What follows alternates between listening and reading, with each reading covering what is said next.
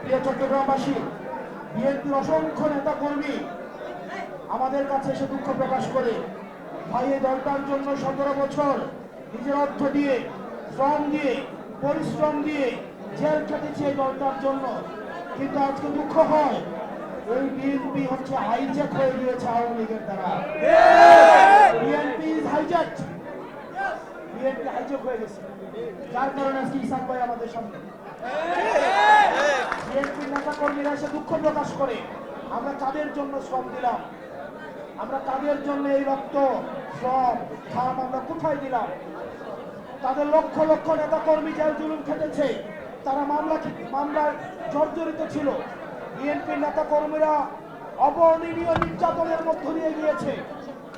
অত্যন্ত পরিতাপের বিষয়, বিএনপি তাদের নেতা কর্মীরা যেই স্বপ্নে, যেই বাংলাদেশের স্বপ্নে তারা এই জেল জুলুম খেটেছে, বিএনপি এই স্বপ্ন থেকে অনেক দূরে চলে গিয়েছে। প্রিয় চট্টগ্রামবাসী, আপনাদেরকে এই বিএনপির এই নেতা কর্মীরা, মজলুম নেতা কর্মীদের তাদের দুঃখের গল্প কথা আপনাদেরকে শুনতে হবে। প্রত্যেকটা ঘরে ঘরে যেতে হবে, আপনাদেরকে মাথায় রাখতে হবে নীরবে একটি বিপ্লব ঘটে যাচ্ছে, প্রত্যেকেই এনসিপিতে আসতে যাচ্ছে। বিএনপির অসংখ্য নেতা কর্মী তারা বিএনপিতে আমাদের এনসিপিতে যোগ দিতে যাচ্ছে। তারা হয়তো অনেকেই লজ্জা এখন করতে পারে না। আপনারা তাদের কাছে যাবেন, প্রত্যেকটা কমিটির যারা নেতা কর্মী আছে তাদের কাছে আমাদের এনসিপির দাওয়াত পৌঁছে দিবেন। আমরা বিশ্বাস রাখতে চাই, যারা ক্ষমতাকে কুক্ষিগত করেছে তারা বাংলাদেশ পন্থার বিরুদ্ধে চলে গিয়েছে, সরকারের বিরুদ্ধে চলে গিয়েছে, আমাদের শহীদদের আকাঙ্ক্ষার বিরুদ্ধে চলে গিয়েছে, কিন্তু বিএনপির লক্ষ লক্ষ নেতা কর্মী এখনো পর্যন্ত আমাদের স্পিরিটের সাথে আছে। প্রিয় চট্টগ্রামবাসী, আপনারা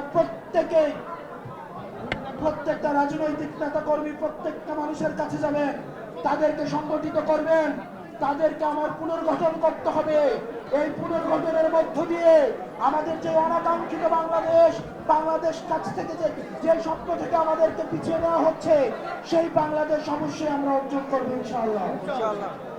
এই প্রিয় চট্টগ্রামের অসংখ্য নারী নেত্রী জুলাইয়ের রাস্তায় নেমে এসেছিল, কিন্তু এটা আমাদের ফেইলিওর।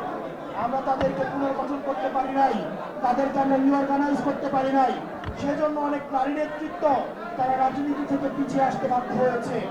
সেজন্য নারী নেতৃত্বের মধ্যে যারা আছেন, আপনাদেরকে অনুরোধ করব, চিটাগংয়ের যে নারী শক্তি রয়েছে, নারীদের মধ্যে যে নেতৃত্বের যেই ক্ষমতা রয়েছে, দক্ষতা রয়েছে, আপনারা প্রত্যেকটা নারীর কাছে যাবেন, তাদেরকে পুনর্গঠিত করে, রিঅর্গানাইজ করে আমাদের বৃহত্তর যে লক্ষ্য, আমাদের পুনর্গঠিত বাংলাদেশের যে লক্ষ্য, এই লক্ষ্য নারীদেরকে আপনারা অংশগ্রহণ করাবেন।